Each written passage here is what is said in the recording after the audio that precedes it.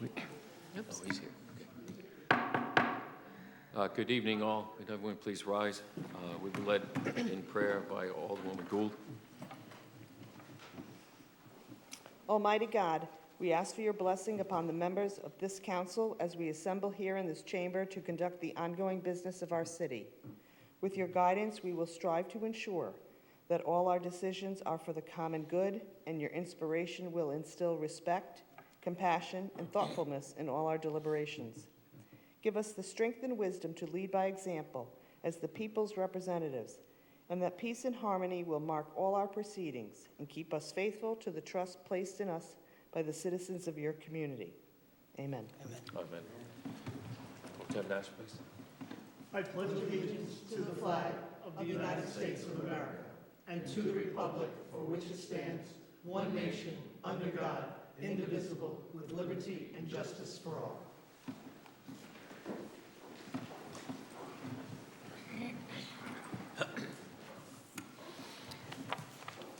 I entertain a motion, please, for the adoption of the minutes on the 7th and 21st of October, 2019. Pro Tem Nash, second Alderwoman Gould. Is there discussion? Seeing none, all those in favor? It's unanimous. The vote is 6-0. Petitions, please. Bill? Oh, Mr. Mayor, may I have a point of personal privilege? Thank you. Yes, you may. As we're aware, recently our recreation director received notification that she's going to be receiving an outstanding professional award. And we're all excited about the work she's done since she's got here. And I just wanted to give her a small presentation of a city's proclamation recognizing her for her outstanding work. If I could ask Alderwoman Steffi Berman to come up with me.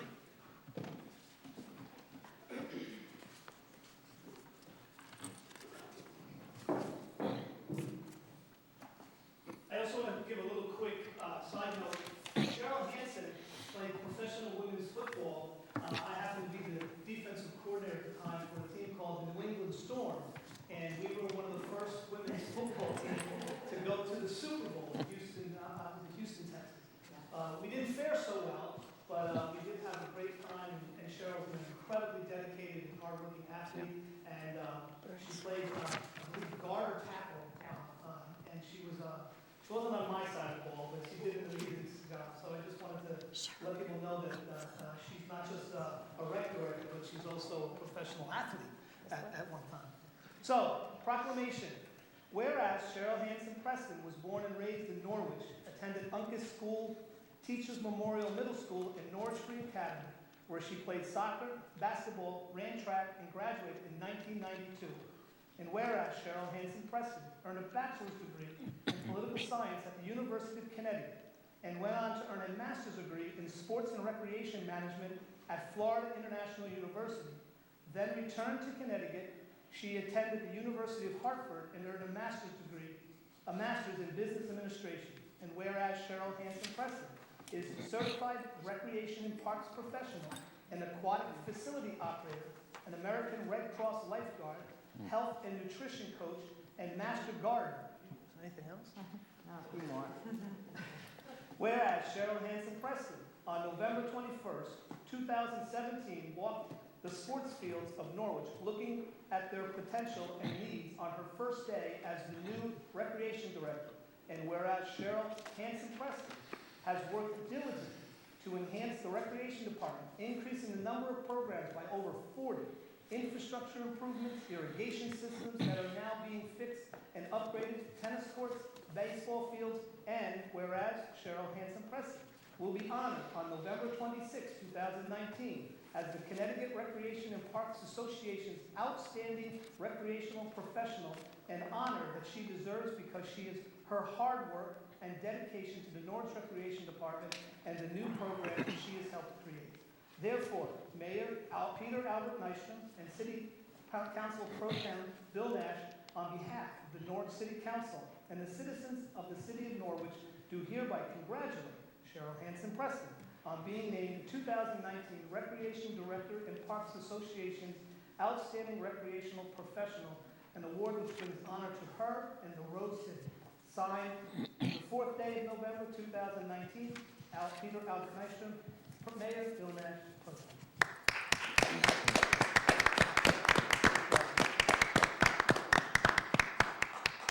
just want to say that, having served on the Recreational Advisory Board with Julie and our colleagues, I've learned a lot from you. Your dedication to not only our kids, but all of the citizenry of our city. What you've done in the last 2 years is truly, truly remarkable, and we are blessed to have you.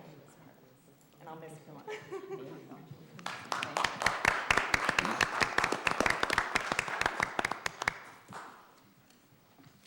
Thank you, and congratulations to you, Cheryl.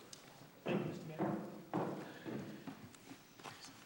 Petitions and communications. Number 1, letter of resignation of Fred Phelps from the Norwich Baseball Stadium Authority. Motion, please, to receive the communications. Alderwoman Gould, second, Pro Tem Nash. Is there discussion? Yes, please. I have a question. We've kind of had an exodus of members. 3 or 4 people in the last couple meetings have notified us of their resignation. Is there any mechanism to kind of inquire why? Because this seems kind of unprecedented to have such a large number resign at once. It's my understanding that the board itself is acknowledging the greater role that Public Works is taking now with the stadium. And also some of these people who have resigned actually were on the board when it was first formed. And so there's a 25-year length of service for some of them. I don't know that that describes this person, but there's kind of an acknowledgement that there's a greater role the city is going to actively pursue in maintaining the facility. Previously, it was left to the recreation, the board there for the stadium authority. And then they would be here looking sometimes for funding and other means of getting the work done. With the greater role taking place now with the Public Works Department, some of the members feel that, and I don't want to speak for them, but that they may not be needed as much, and they've been there a very long time. I think it's just a sign of the times, of the operations are changing. If someone else wants to add to that, I welcome the comments. John, is that about, describe it pretty much? I would say so. I don't think there's any, I think it's somewhat a coincidence because there were 2 out of the 3 were long-term, and I don't know the case in all of them, but, you know, we're funding it now in the capital budget. We're doing, obviously, we've done the lighting and we're doing other things, and I think they feel comfortable with that role and feel that it's progressing the way they were hoped that it would have a few years ago. Thank you. You still have the floor. No, I'm good, thanks. Oh, okay, I thank guess. you. Thank you for inquiry. Is there further discussion? Yes, Alderman Galusha.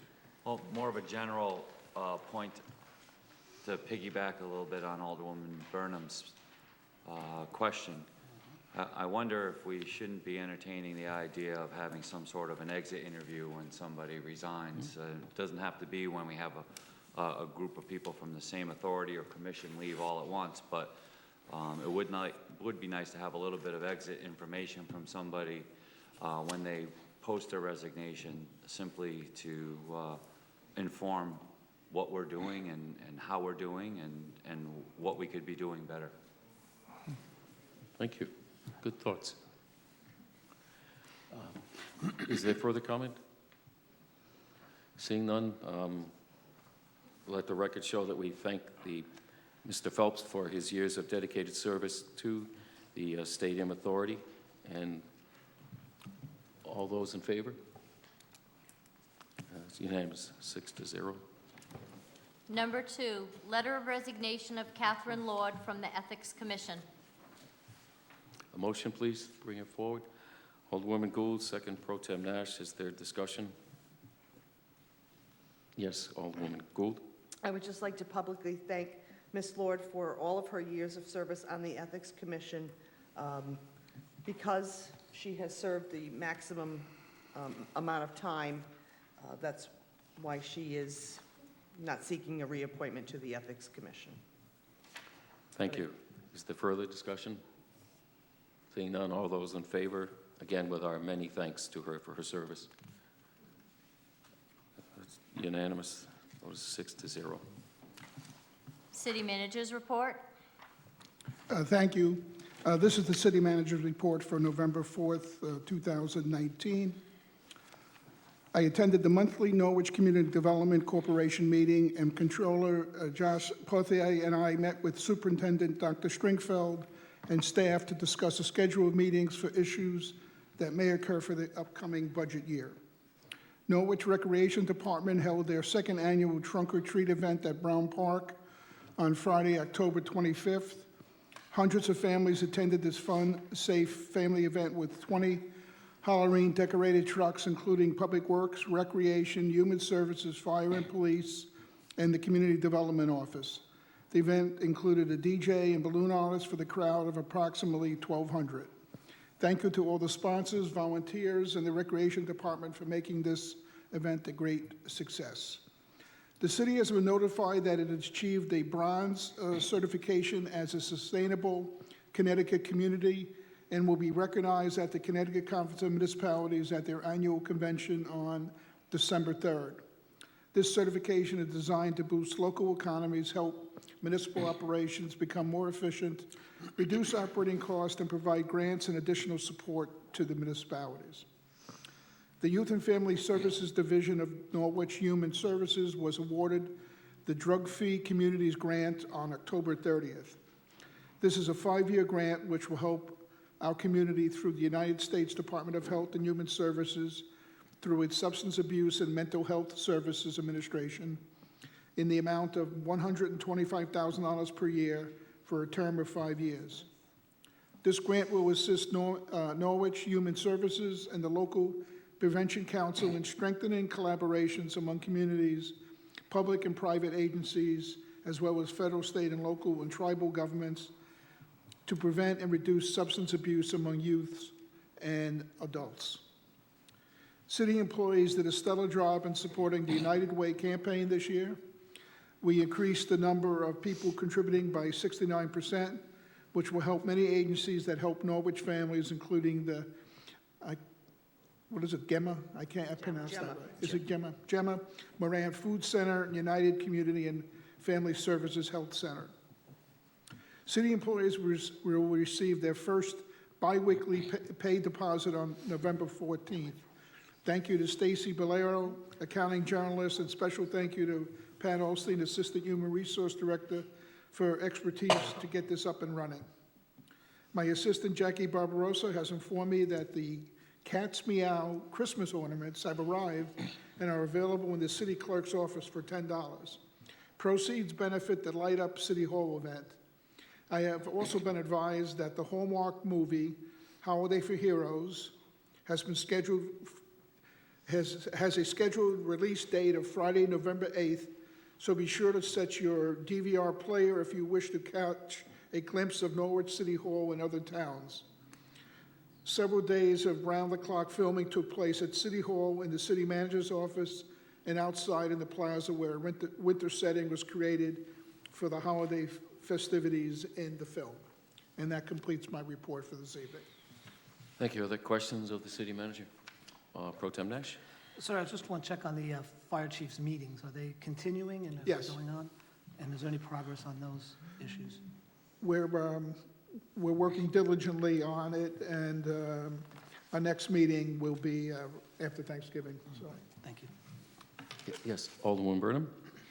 Since Leanne is here, I just want to congratulate you on leading the United Way campaign. Having been a part of United Way campaigns for my entire professional life, it looked like, I just saw the emails, it looked like so much fun, and it was a really good cause, but it also seemed to create a spirit of morale for the employees to bond together and do something good for our community. It was really creative. There was paid days off and gift certificates and concert tickets and bake sales, and it just seems like a really, really fun spirit to be a part of. So congratulations.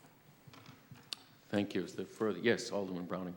I have a question for Corporation Counsel. Normally, I would go through, I believe, do I need to address the question through our city manager, or can I address the Corporation Counsel directly?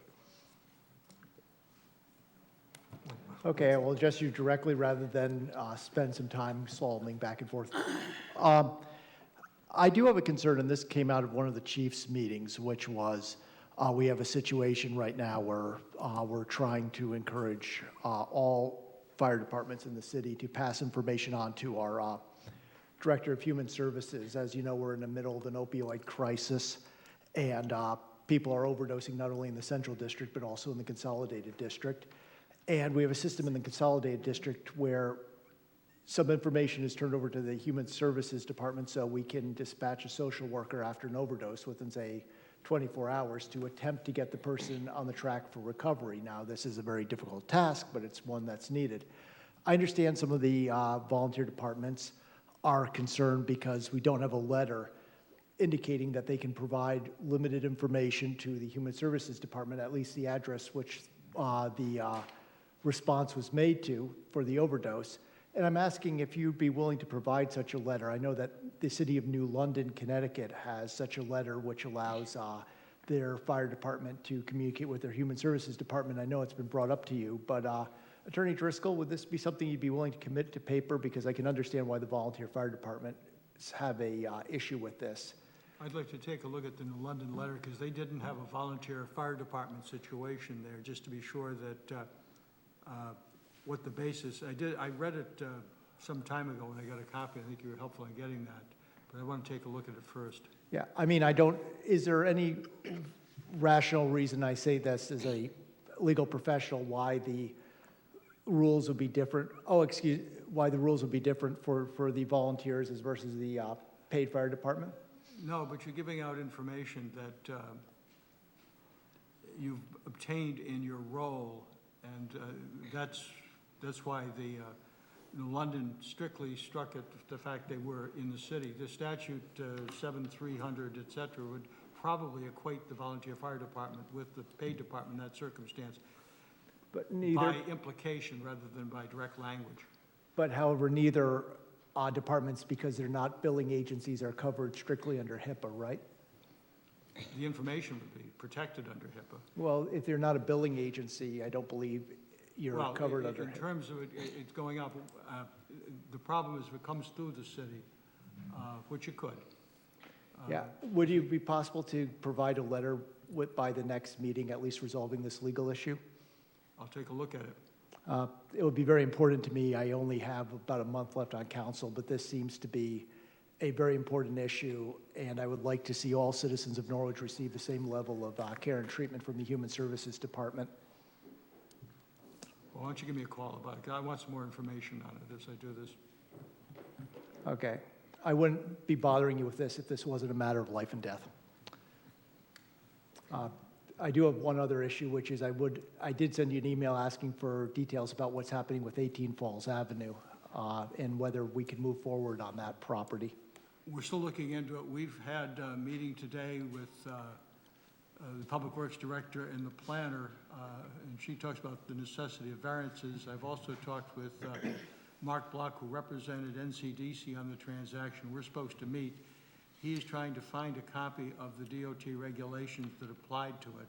He could not locate them in his file, and he reached out to some other people, so I'm supposed to meet with him tomorrow about it. So that's where we stand. Okay, final question. Is there a reason why that information is necessary from Mr. Attorney Block? Because basically all of this was covered in the bond, and I want to be sure that the bond was sold as a non-taxable bond, that by conveying any part of the property, we're not converting it in any way, shape, or form to a bond that could be considered taxable. I have had discussions with bond counsel on it, and he's asked some questions about this sort, so. Yeah, thank you. Thank you. Is there further discussion? Thank you all. Citizen comment on resolutions. I declare citizen comment on the resolutions on our agenda open and invite anyone who'd like to comment on them. Please state your name and address for the public record. Each person has 3 minutes if they so choose. Anyone wish to comment on the 4 resolutions on our agenda tonight? Yes, sir.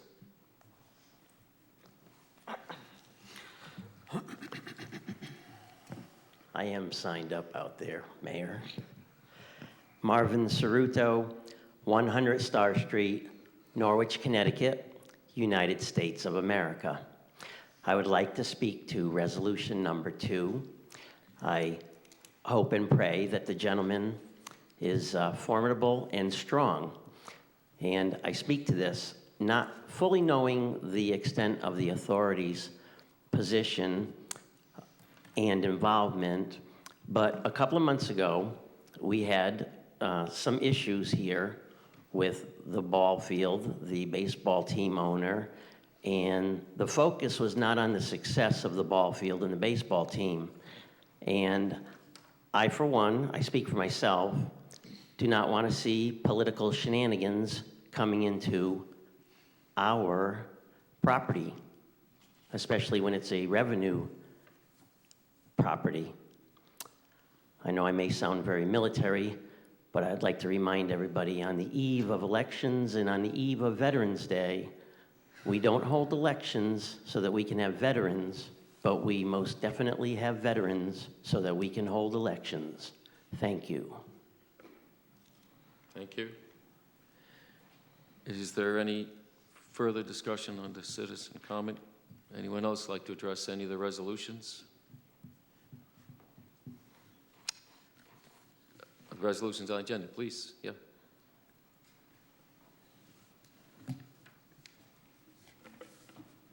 My name is Jane Santel, live 85 Alice Street in Norwich, Connecticut.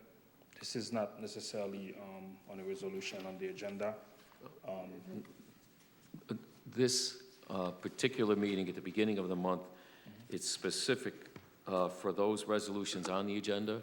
The second meeting of the month, anyone is invited to attend and speak to the council about any issue that they wish prior to the start of the meeting. But it's not this evening, sir. If you have comment on any of the 4 resolutions, we certainly welcome them. But we don't have an open process in the first meeting of the month. It takes place in the second. In the second meeting? Yes, sir. Thank you. Yep. Thank you. Anyone else like to address the council on the resolutions on the agenda? Anyone like to address the resolutions on the council on the agenda? Third time, anyone like to address the council resolution? Seeing no one else, I declare it closed, and thank you. Resolution number 1, relative to a reappointment of a regular member to the Inland Wetlands Watercourses and Conservation Commission. A motion, please, to bring this forward. Pro Tem Nash, is there a second? Alderwoman Gould, is there discussion? Seeing no discussion, the gentleman being reappointed is Mr. David Poor. All those in favor of the resolution? It's unanimous, vote is 6-0. Thank you. Number 2, relative to an appointment to the Baseball Stadium Authority. A motion, please, to bring it forward. Alderwoman Gould, is there a second? Pro Tem Nash, is there discussion? Seeing none, the person being appointed is Joseph Fertoni. All those in favor? That's unanimous. Vote is 6-0. Number 3, relative to a listing agreement with Allen and Associates Realtors regarding 212 Prospect Street. A motion, please, to bring it forward. Pro Tem Nash, is there a second? Alderwoman Gould, is there discussion? Seeing none, all those in favor? Motion passes 6-0. Number 4, relative to 36 Huntington Avenue. A motion, please, to bring it forward. Pro Tem Nash, is there a second? Sam Browning, please. Thank you, Alderman. Is there discussion? Alderwoman Gould. I respectfully ask that this resolution number four be withdrawn from the agenda for this evening's meeting. If you can get a second Is there a second? to withdraw it. She has a right to withdraw it, Yeah, I but know she does. but then the guy who moved it second have to withdraw their motions and seconds. Yeah, yeah, The motion to move it forward needs to be withdrawn. I'll withdraw my motion to move this forward. No objection. Thank you. Okay, motion to move forward is withdrawn, and your motion to withdraw is accepted. Thank you.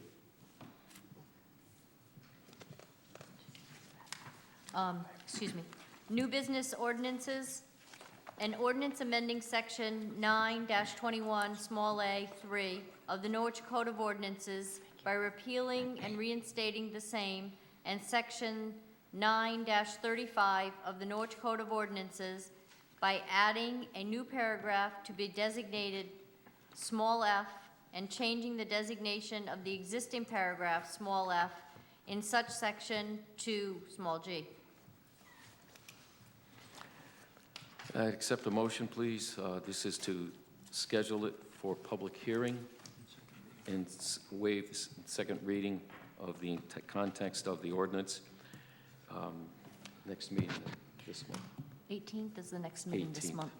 The date selected would be the 18th of November. Could I have such a motion, please? Alderwoman Gould, is there a second? Pro Tem Nash. All those in favor, the public hearing on the 18th of November? It's unanimous, thank you. Vote is 6-0. Motion to adjourn? Second. All those in favor? Thank you, we are adjourned.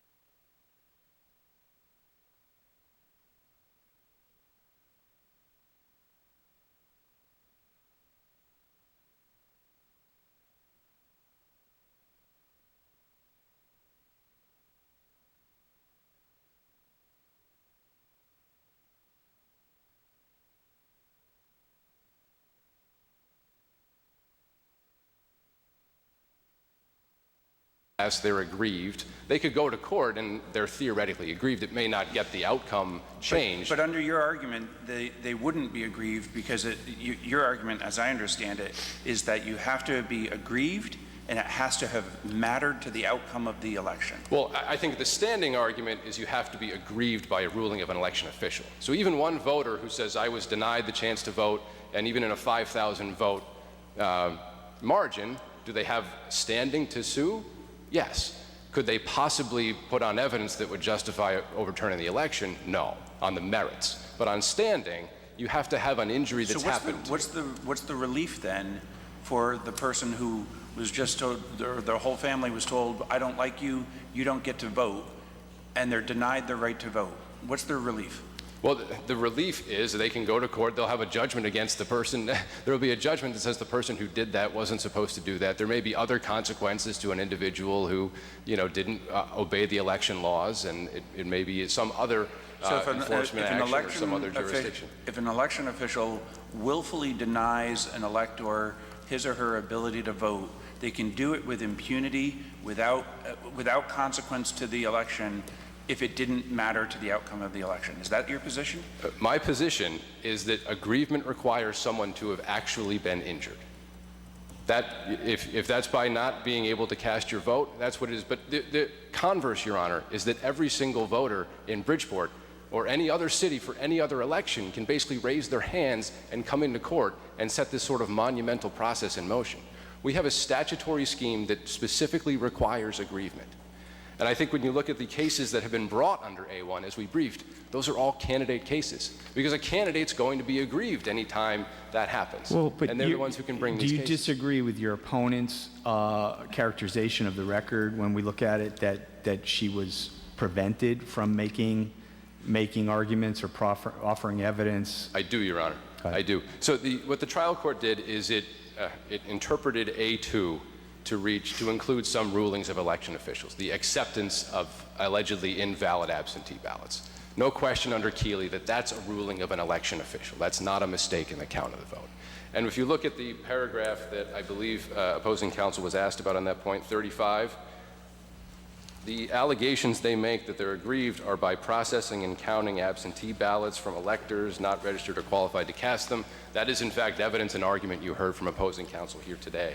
They talked, too, about the circulation of absentee ballot applications, that's subsection B, processing and counting ballots, that's subsection C. Those are all claims that they made and were allowed to... Well, okay, so you're telling me the following didn't happen. I don't know.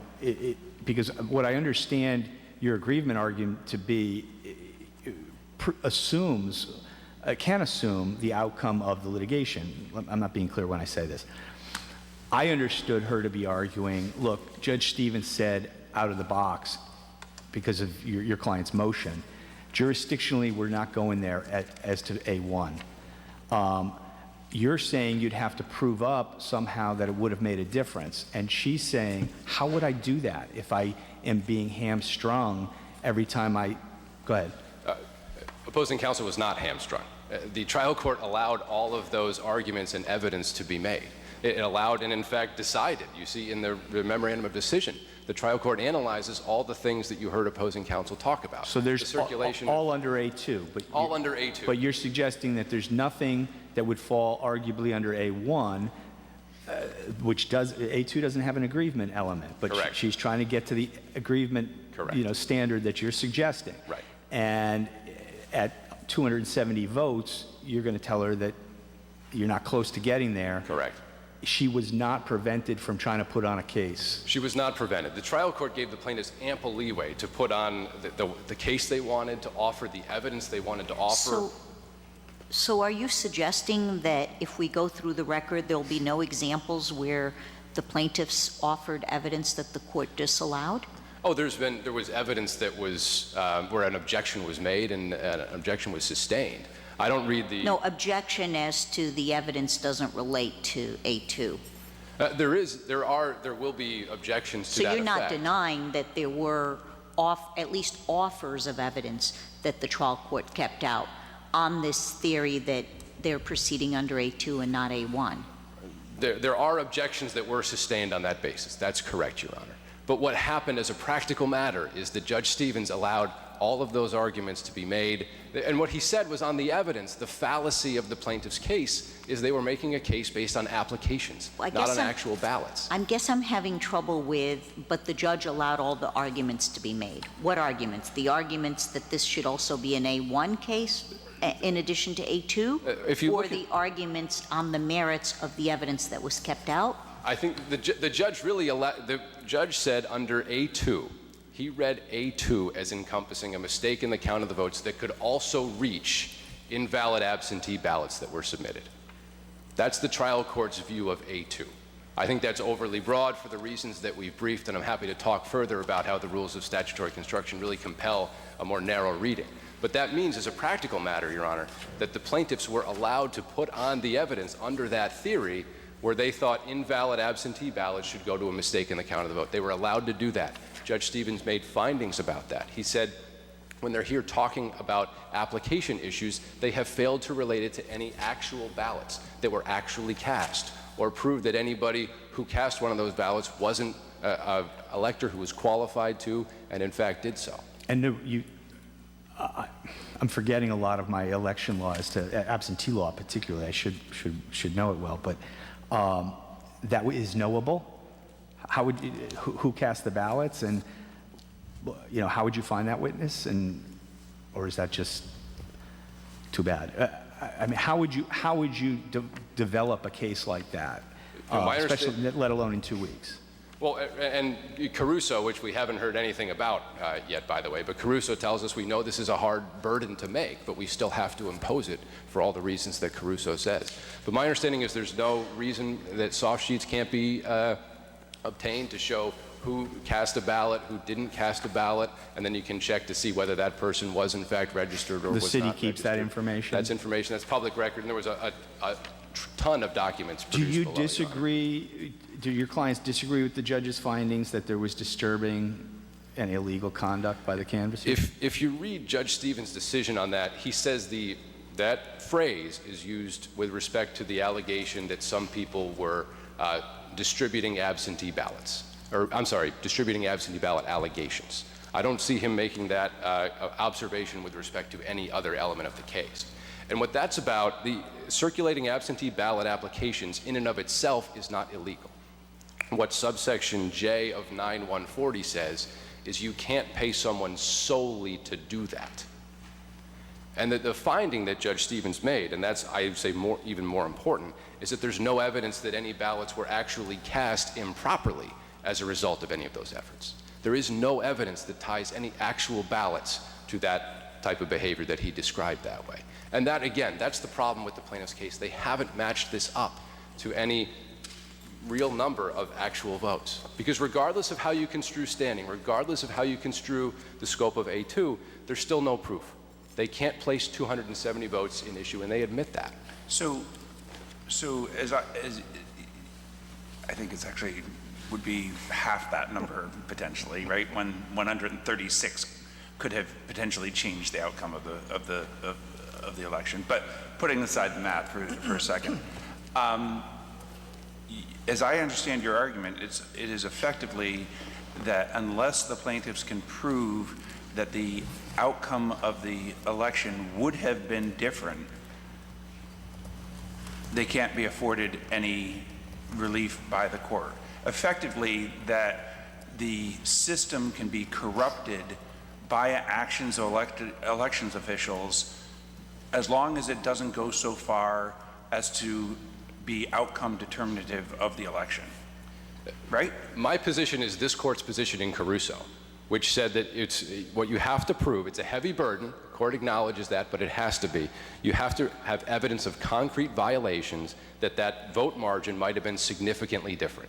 That's what Caruso says. So that gets me to my other question. Judge, the trial court at page 15 of the memorandum of decision says that he doesn't find sufficient evidence to prove that the result of the primary would have been different.